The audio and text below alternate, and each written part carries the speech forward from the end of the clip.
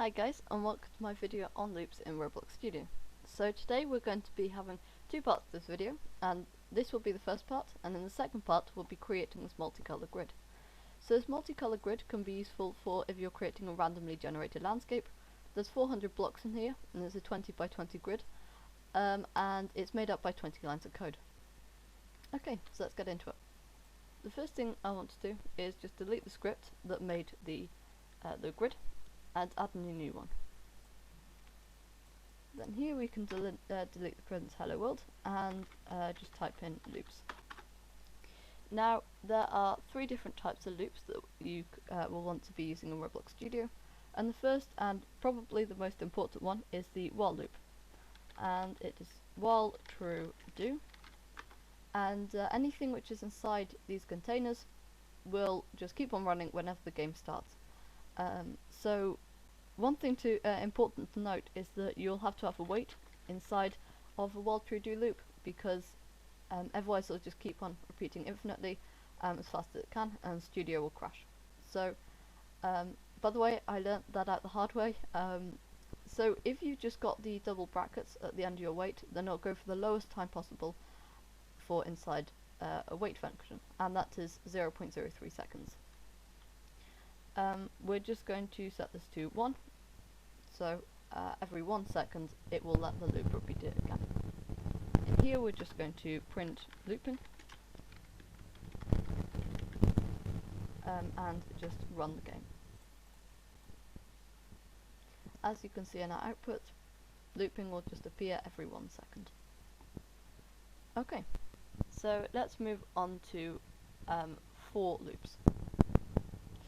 Now, for loops are, let me just comment this out first, so that it doesn't also do that in the output. Okay, so for loops repeat the loop a certain amount of times, and to make a for loop, we just say for do, press enter, and the end will appear down below. Now, as you can see, there's an error there because it's expecting something in between the for and do. Now here we're just going to use the function count, and we're going to set count equal to 1, so it's starting at 1 and going all the way up to 10. By default, Roblox will make it so that it counts up by 1 each time, so then it will go to 2, and then to 3, and then to 4, all the way up to 10, in which it will stop running the loop. So in here I'm just going to say print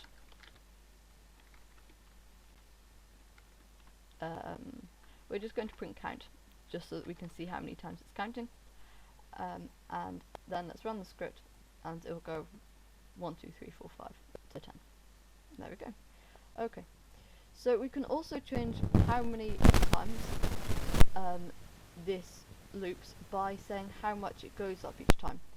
And say that I wanted to change it to 2, then I just add a comma and just say 2 there. Now, you can also do minuses, but one thing to note is that if you do -2, then it'll never actually reach 10, and therefore it'll be an infinite loop, so you will need to wait inside it. We can just repeat this now and clear the output first, so that we don't have anything interfering with it. Okay, 1, 3, 5, 7, 9. Good.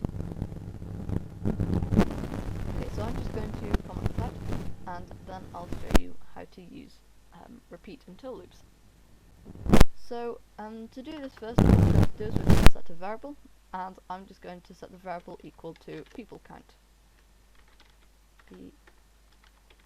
peopleCount. And we're going to set peopleCount equal to 16. And so then we're going to create our repeat until loop. So we can just say repeat, and it'll automatically put the until underneath. So each time we run this loop, we want the people count to go up by 1. So to do this, we can just say people count is equal to people count add 1, and then we can print population is equal to people count. But to do this, we'll need to concatenate it. So just print people population is equal to, and then we just need a space dot dot space people count. This is what you do to concatenate a print function. You just have a double dot with basically the side of it, and then the variable that you want to print afterwards. Okay, so now we need to say what we're repeating this until. Sorry, now we need to say how many times this is going to happen by adding a limit onto people count. So let's say that the amount of people that we want inside of our base plate game is going to be 40. So people count is equal to, remember how to have double equal signs, is equal to 40. Okay, so once it's done this, once it's repeated it, added 1, and then printed out people count, all the way up to 40, then I'll just keep running with our script. But seeing as we don't have anything there, then what I'm going to do is I'm just going to say print population maxed, and let's just run this. So in our output, it should go population equals 17 all the way up to 40, and then underneath it should say population maxed. Okay, good. Now let's do about breaking loops. So I'm just going to comment that out and talk about breaking loops. So how do you do it is, for demonstration purposes, we're just going to create a less efficient way of doing exactly this. So to do this, we're just going to use a while loop, and we're going to make it so that it will have to check to see when the population is maxed and then break it.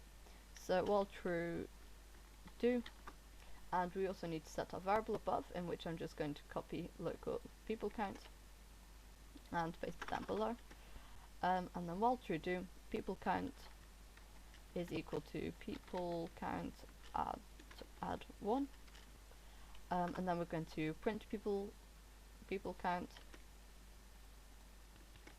and then we also need to add an if function to our loop.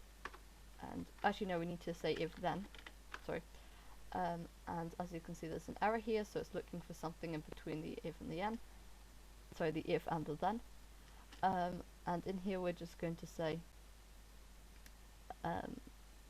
if people count is equal to 40, remember to have these double equal signs, and then we're just going to say break.